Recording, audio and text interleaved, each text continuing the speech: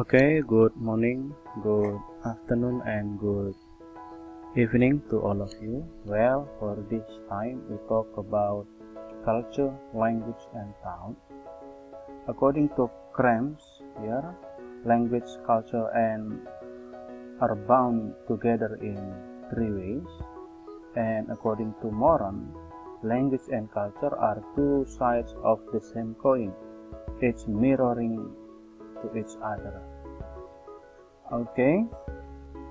In addition to that, Sapir-Whorf hypothesis about principle of relativity state that a language determines thought.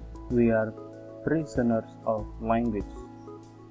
And Damen state that language creates and defines the realities people perceive, and with persons, language influences but does not determine thought. Based on the definitions or based on the hypothesis on language, you as a teacher, what will you do as a teacher to teach language to your students?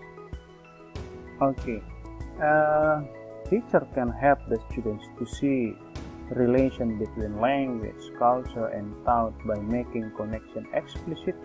To do so, teachers need to have a clear sense of their own view of the language between language and culture, and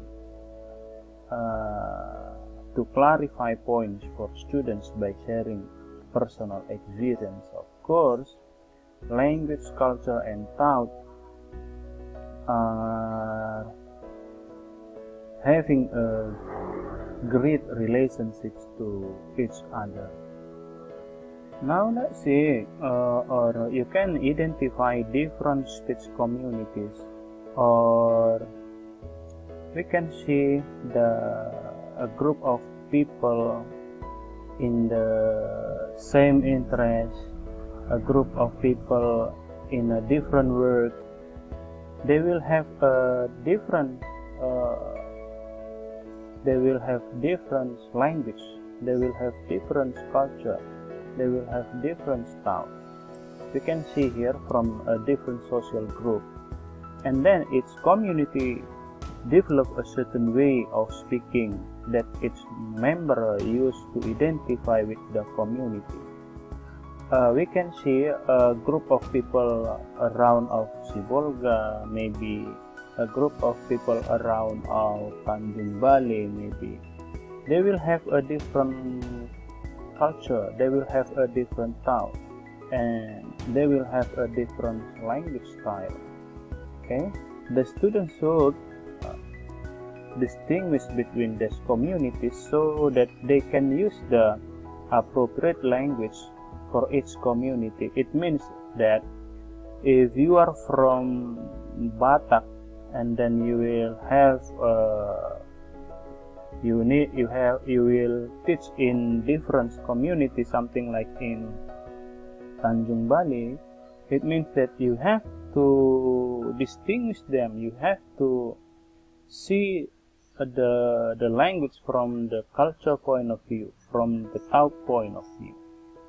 Now we can see what the researcher finding about language, culture, and thought. We can see in 1994 with the term of language culture to describe the interconnected nature of language and culture, and then 1974 Orheims state that communities are a group of people who use similar rules as guideposts for how they use language and how they understand others' use of language. In addition, he states also that speech, even in a specific context involving speech such as a classroom lecture, which usually consists of one or more speech acts that are culturally defined. So what you can do as a teacher, you can see here, teachers can help students to recognize speech communities by building awareness of distinct vocabulary found in different speech communities. A teacher need to explain to the students about a certain vocabulary for a certain communities. Seperti kata tertentu, ada kata tertentu yang merupakan kalimat atau kata tabu pada komunitas lain atau grup lain. You can aware with that.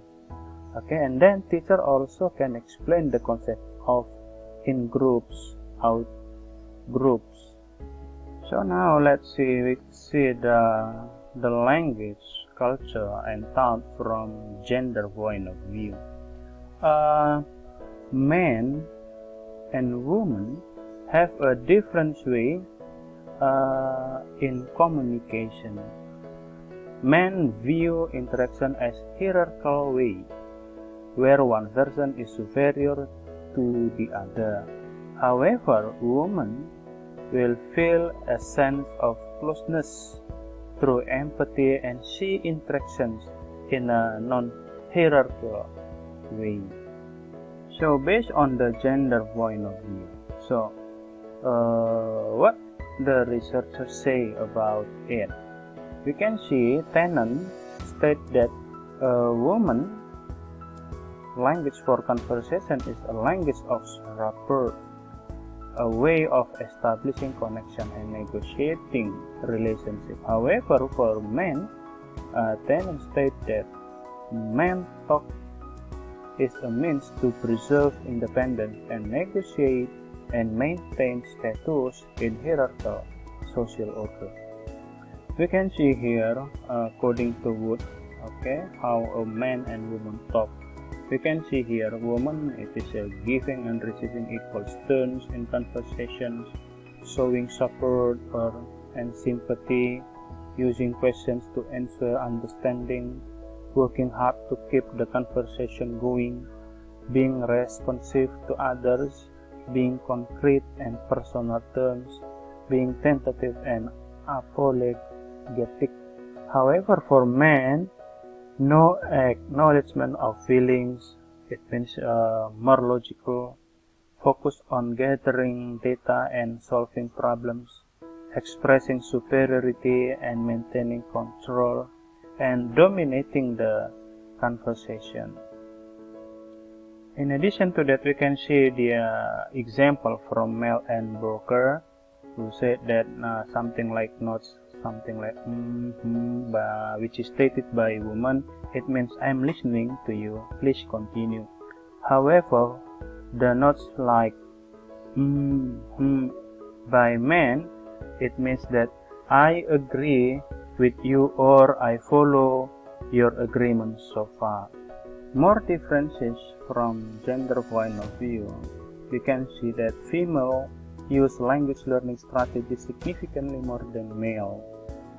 And however, for males use particular types of strategies more than men. And we can see here, according to McRobin, females show greater interest than males in social activities and less competitive than males. Based on this finding, so what the teacher can do? Teacher can help students to recognize the influence of gender on language by helping them understand some of the differences between the conversation styles of men and women, making these differences explicit in the best possible ways. Now, as we know that language can be divided into two types, like spoken language and then written language, or conversation speech, it is similar with spoken language. We can see here transient, not permanent, and then there is an additive, aggregative, superfluous or wordy, grammatical loose, focus is on people, dependent on context. However, for spoken, it is permanent because we have already written. Okay, it is for written language. And then hierarchy, order, and generally linear in nature. Avoid formulaic expressions, avoid redundancy, grammatically tightly structured, focus on the topic, reduce and away from context. Okay, so here is the features of spoken language. You can see from Brown, like clustering, reduced forms, performance variables, colloquial language, rate of delivery, stress, rhythm, and intonation. So, culture, language, and thought will affect to the way of writing or writing patterns. So, we can see here, according to Kaplan, pattern of writing in academic essay of international students will be varied depending on the language and cultural background. We can see from the three background, American and British, speakers of Hebrew, Asian students will have a different background in writing. So what the teacher can do for this culture? Many students cannot distinguish between what is appropriate in written and what is appropriate in spoken, and then teachers can help students to explore the differences between spoken and written language by making the differences explicit. So we can see meaning of language in the context. Context play a capital role in order to make a meaning for a language. We can see here fluent speakers of language vary their speech depending on the context. Vocabulary choice, expressions, and degree of directness are used differently in different contexts.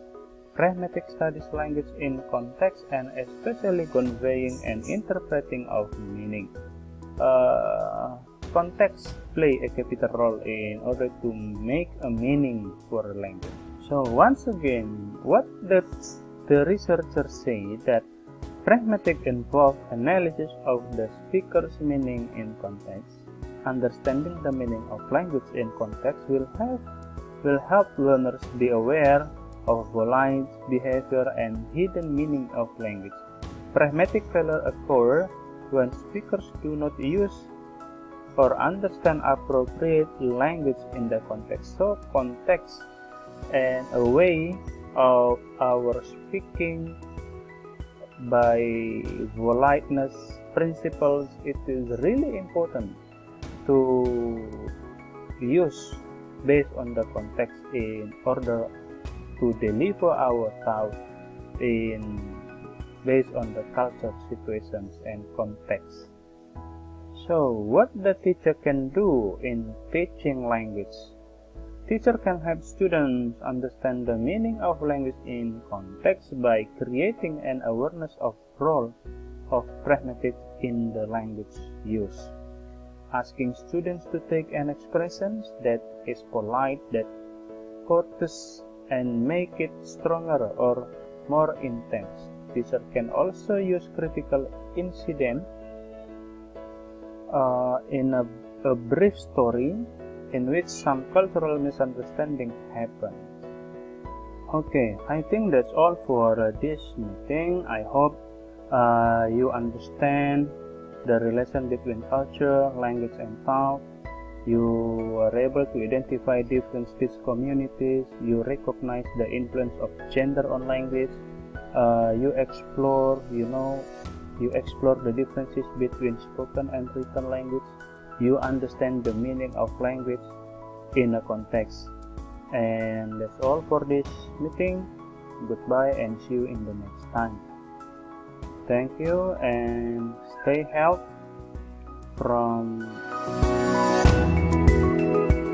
and then you will have a health and goodbye.